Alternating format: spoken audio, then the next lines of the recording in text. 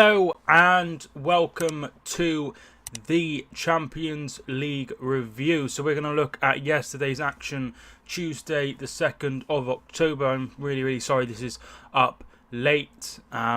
Just had a lot on my mind, so I thought I'd just do it today instead. And we start off with Manchester City. Manchester City got a very good victory over Hoffenheim. However, it did not come easy. So it was Belfodil who opened the scoring for Hoffenheim after less than a minute. And after the defeat to Lyon, it looked like this would be a really tough game. But 8 minutes later, Aguero scored after some brilliant work from Sane. Over the game, as you would expect, Manchester City dominated the game. 15 shots, 6 shots on target, 64% possession, as you would expect. But there was chances either end. It could have gone either way. There was a penalty decision that was given against Manchester City, and it should have been a penalty for sure when Sane went through. But they kept going, and they did get a winning goal. 87th minute, Silva nicking the ball away from the Hoffenheim defender and sticking it in the net. It was tough. They needed to win, and that's exactly what they did.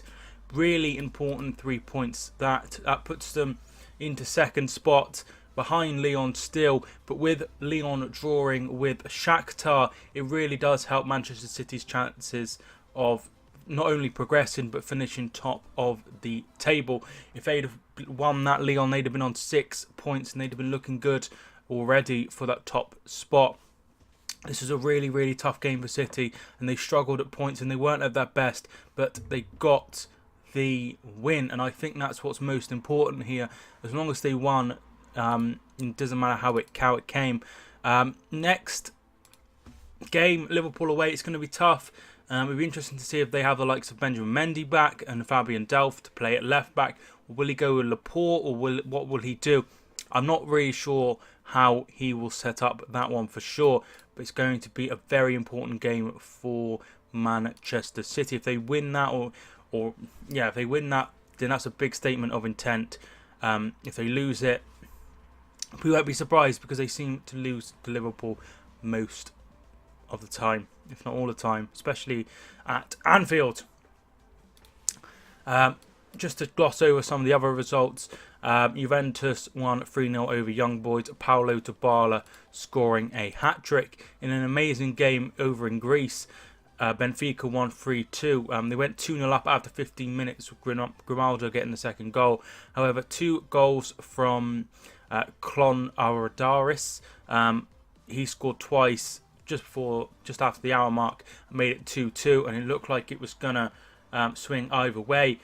Benfica were down to 10 men at that point. Daiz was sent off, but Semedo with a brilliant goal, and he won all 3 points for Benfica.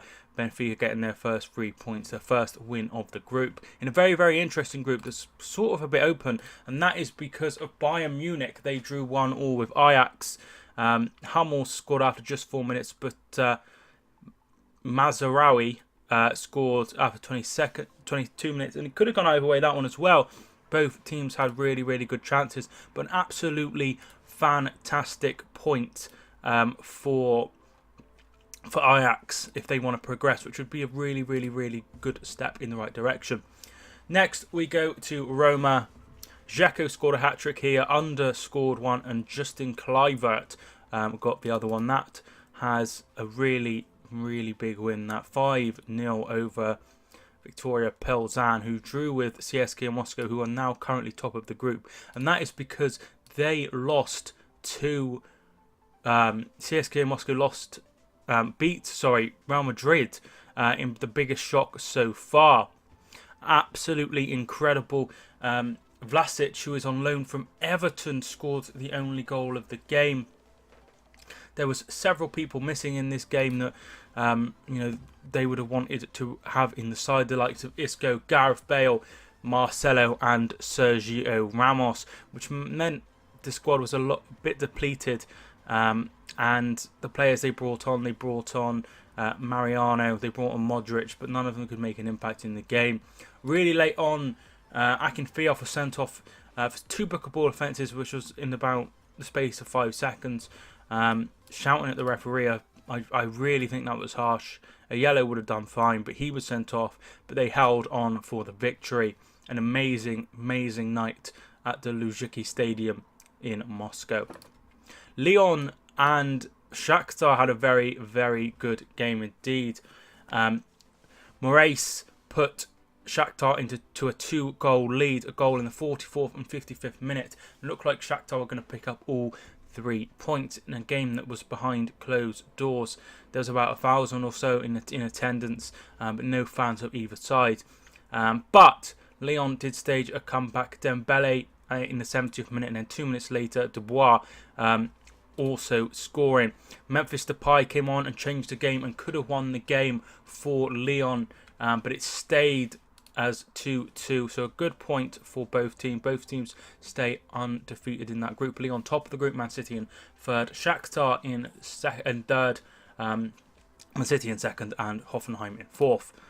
Finally, we get to the main meat of what happened over yesterday, and that was the story at Manchester United versus Valencia, and the lack of a story really, because Valencia aren't going terribly well in La Liga. They're a very average team, but Manchester United just couldn't break them down, and it's not been, the game wasn't very good. United probably edged it, but they did not take their chances. They didn't create many clear-cut chances to take the lead, and it just fizzled out to a 0-0.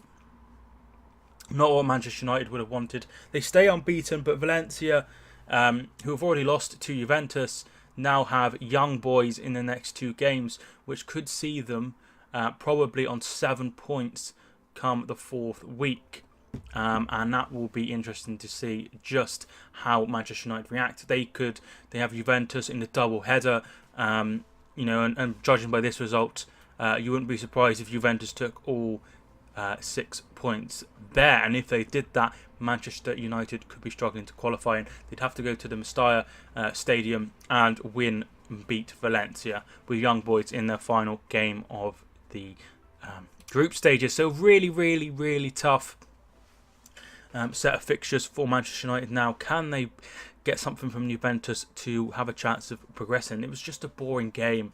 It's a boring game, and you just feel that there's just a lack of desire. And I don't think it's because they're not trying. I think it's just they don't have the motivation. They don't have the attitude, and I don't think this is going, it's only going one way over with Mourinho, and it's going the wrong way. And whatever happens, I think they'll give him time. And I think they'll give him a bit more time. I don't see a sacking coming in unless they're just, so far off the pace.